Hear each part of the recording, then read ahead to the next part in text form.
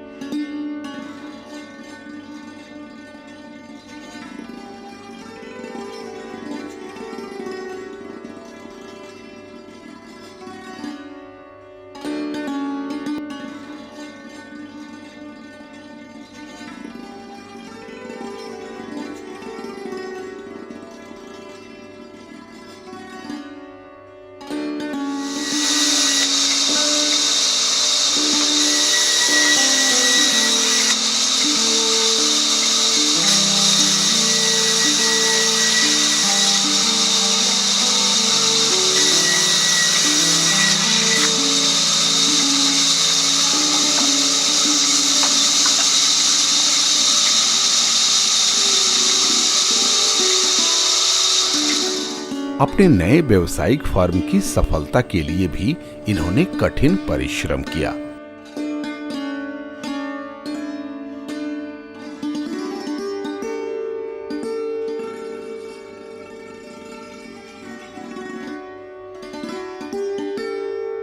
महीनों आसाम के जंगलों में रहकर चुनिंदा लकड़ियां पटना भेजते रहे, जिस कारण मेसर्स यादव टिम्बर आज ग्राहकों की पहली पसंद है।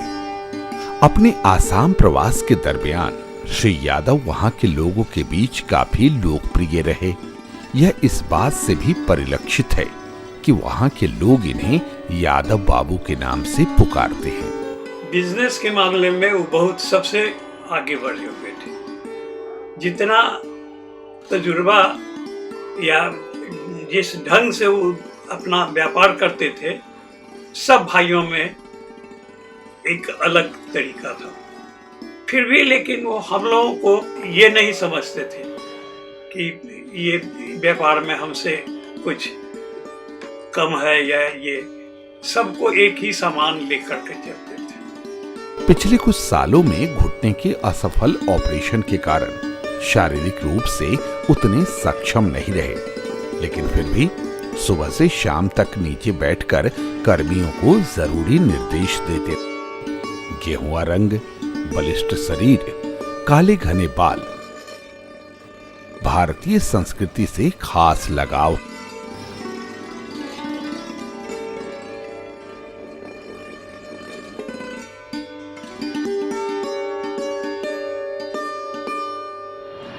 मेरे दादाजी हमेशा बहुत बड़े पशु प्रेमी थे।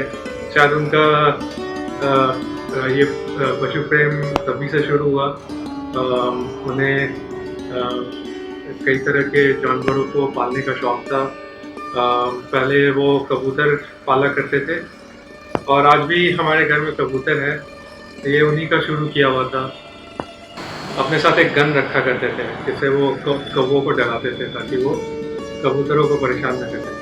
कुछ ऐसी बातें, ऐसी कविताएं उनसे मैं सुनता था जो आज तक मैंने नहीं सुनी थी और जिसमें काफी सार या काफी समझ की बातें होती थी। अध्ययन इनकी आदतों में रहा।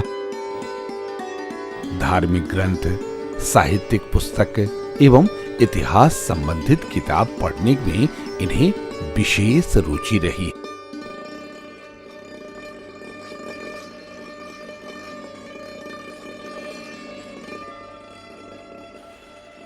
रामदेव बाबू बहुत मिलनसार व्यक्ति थे और अपने मेहनत के बदौलत इतना बड़ा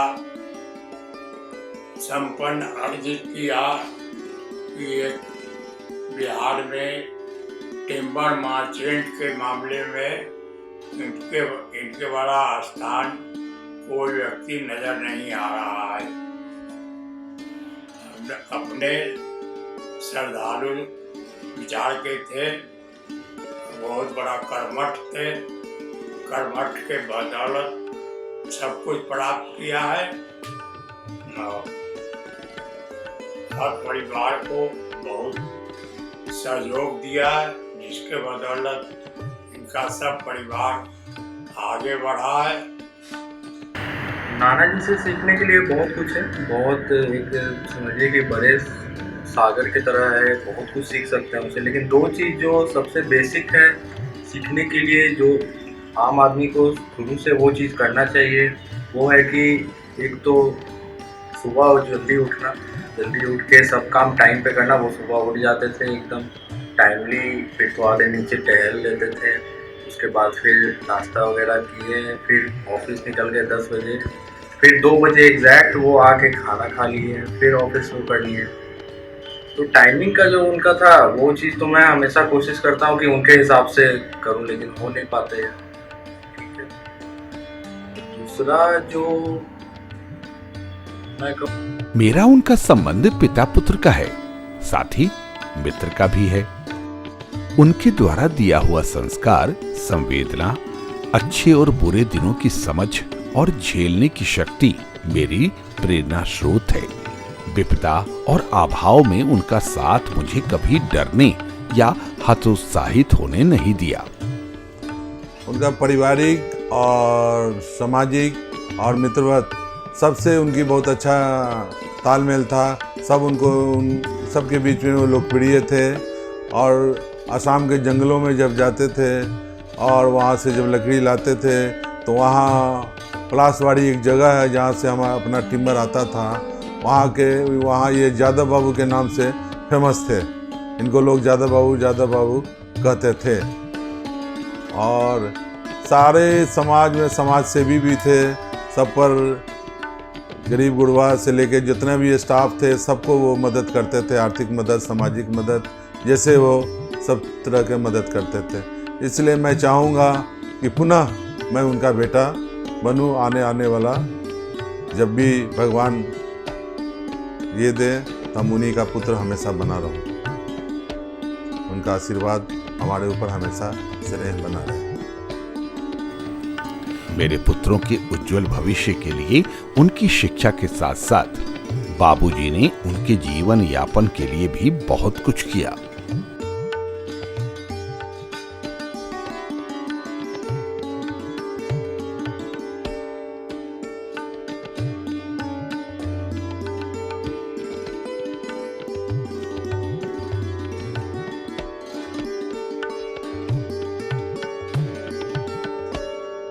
छह बड़े भवनों के साथ साथ अनेक सुखी संसार का होना यह दर्शाता है कि उन्हें आने वाली पीढ़ियों से कितना लगाव है।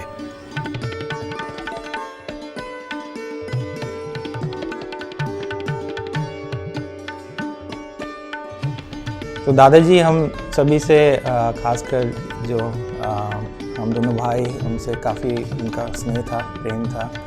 और बचपन में हम लोग जब भी स्कूल जाते थे वो हमेशा साथ में जाते थे, हमें छोड़ने के लिए और हमें लेने के लिए वो आते थे।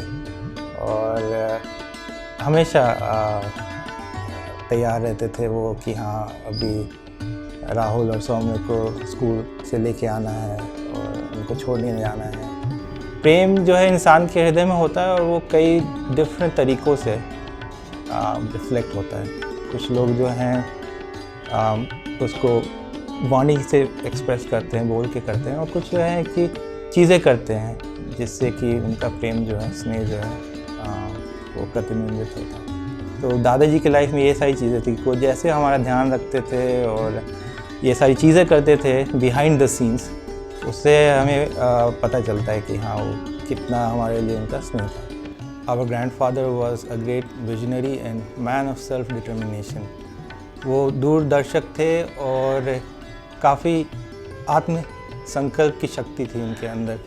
और बचपन से हम देखते आ रहे हैं कि उन्होंने कितनी मेहनत करके कहाँ से कहाँ तक लेके गए। जो भी परिवार की जो पूंजी थी और जो बिज़नेस था उसको उन्होंने कितना बढ़ाया। तो it was really clear to us that he was really very much aware of what direction he had to take in life। परिवार को किधर लेके जाना है, कहाँ पे हैं और कहाँ तक जाना है, एक जो गोल था उनके सामने हमेशा क्लियर था। और he was working with single minded devotion towards that goal. उस गोल को अचीव करने के लिए वो एकाग्र चित्त और पूर्ण निष्ठा से कार्यान्वित थे। तो दादाजी की ये एक जो छवि है, यही एक मेमोरी हमारे अंदर हमेशा है और हमेशा रहेगी।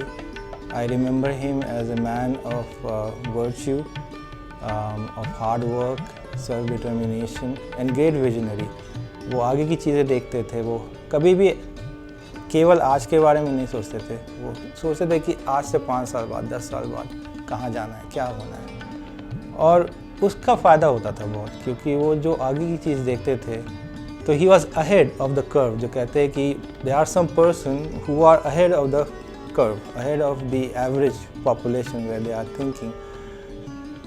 दादाजी से जब भी मुलाकात हुई है, उन्होंने मुझे बहुत सारा प्यार दिया है और उन्होंने अपनी लाइफ में बहुत मेहनत करी है और काफ़ी चीज़ों के बारे में जानते भी थे। तो अपना एक्सपीरियंसेस हमेशा उन्होंने हमारे साथ शेयर करे हैं, उससे भी हमने बहुत कुछ सीखा है।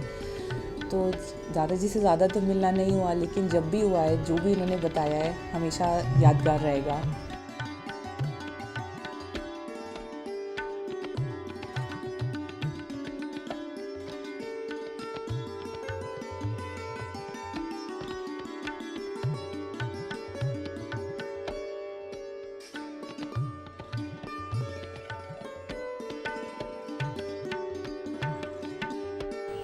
जितनी कामयाबी, उन्नति और विकास हमारे परिवार को मिला है, उसका श्रेय मेरे बाबूजी को है, सिर्फ बाबूजी को।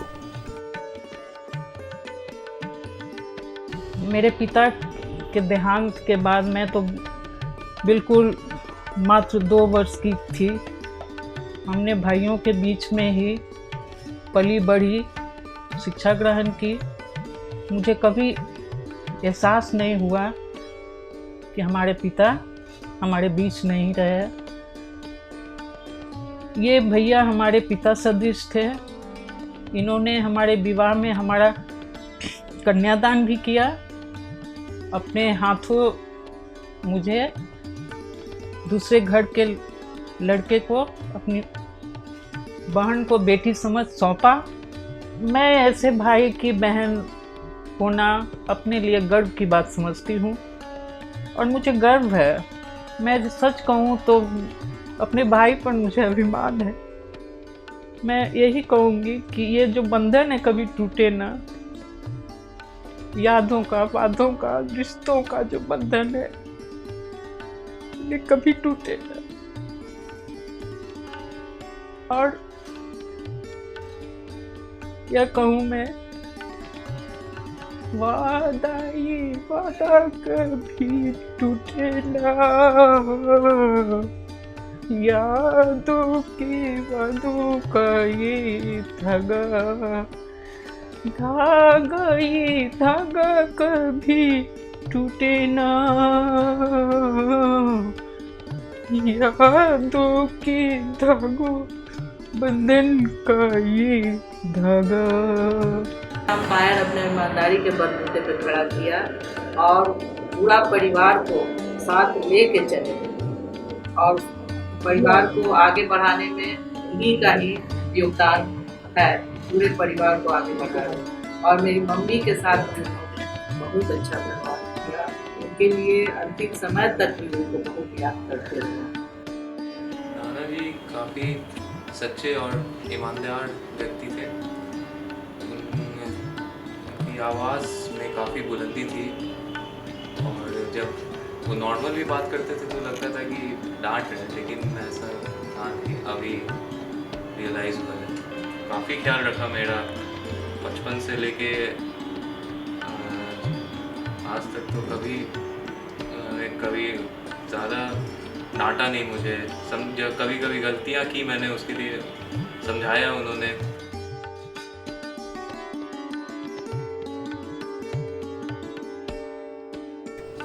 उनके चरणों में मेरा शत शत प्रणाम।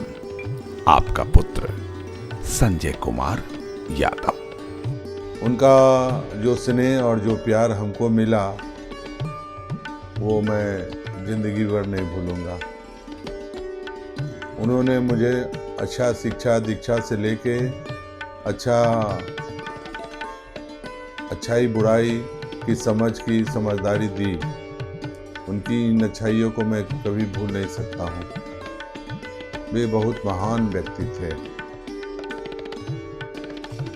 और अपने इस फर्म के लिए, यादव टिम्बर के लिए उन्होंने बहुत सारे चीज़ें की, जिसके कारण यादव टिम्बर आज पूरे बिहार प्रांत में नंबर 1 पर है। और उन्हीं की कृपा से मैं उस चीज़ को आगे बढ़ा रहा हूँ और बरकरार रख रहा हूँ। मैं ऐसे पिता का पुत्र होना अपने लिए बहुत बड़ा सौभाग्य की बात मानता हूँ और मैं उनका हमेशा ऋणी रहूँगा।